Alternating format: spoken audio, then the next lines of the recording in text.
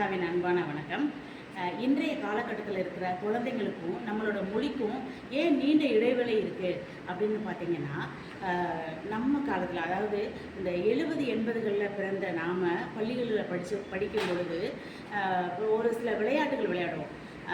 பூ பறிக்க வருகிறோம், பூ பறிக்க வருகிறோம், என்ன பூவை பறிக்கிறீர்கள், என்ன பூவை பறிக்கிறீர்கள், ரோஜா பூவை பறிக்கிறோம், ரோஜா பூவை பறிக்கிறோம், யாரை விட்டு பறிக்கிறீர்கள், யாரை விட்டு பறிக்கிறீர்கள், நிர்மலாவை விட்டு பறிக்கிறோம், நிர்மலாவை விட்டு பறிக்கிறோம், எப்பொழுது வருகிறீர்கள், எப்பொழுது வருகிறீர்கள், இல்லைன்னா எந்த மாதம் வருகிறீர்கள், எந்த மாதம் வருகிறீர்கள் அப்படின்போம்.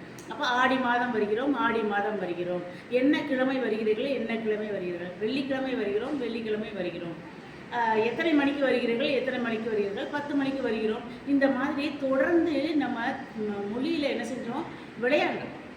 அப்போ நம்மகிட்ட சொற்றொடர் களஞ்சியம் பெருகுச்சு. சரிங்களா? இந்த விளையாட்டானது நம்மளோட பாடத்திட்டத்தில் கிடையாது, நம்ம அம்மா அப்பா சொல்லித்தரல, ஆசிரியர் சொல்லித்தரல.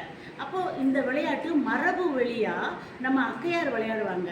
அந்த அக்கையாருங்கிறது அக்கா, நம்ம மூத்தவங்க அக்காவங்க விளையாடுவாங்க. அந்த விளையாடுகள்லாம் நம்ம பார்த்து அவங்களோட விளையாண்டு தெருக்களில் விளையாண்டு, அந்த தெருக்களோட விளையாட்டு நல்லா இருக்கவே வகுப்பறைகளில் விளையாட்டு பாட வேலையில் நம்ம என்ன செய்வோம், விளையாடுவோம். அப்போ இந்த விளையாட்டுகள், இந்த மரபு வழி விளையாட்டுகள் இன்றைய காலகட்டங்களில் ரொம்ப குறைவாக இருக்குது. இந்த மரபு வழி விளையாட்டுகள் அனைத்து பள்ளிகளிலையும் ஏற்படுத்தும் பொழுது நமக்கு இந்த மொழி ஆற்றல், சொல்லாற்றல், சொற்றொடர் களஞ்சியம் பெருக்குதல், இந்த மாதிரியான திறன்கள் வளர்கிறதுக்கு அதிகமான வாய்ப்புகள் இருக்கிறது. மரபு வழி விளையாட்டுகள் தொடரும். நன்றி.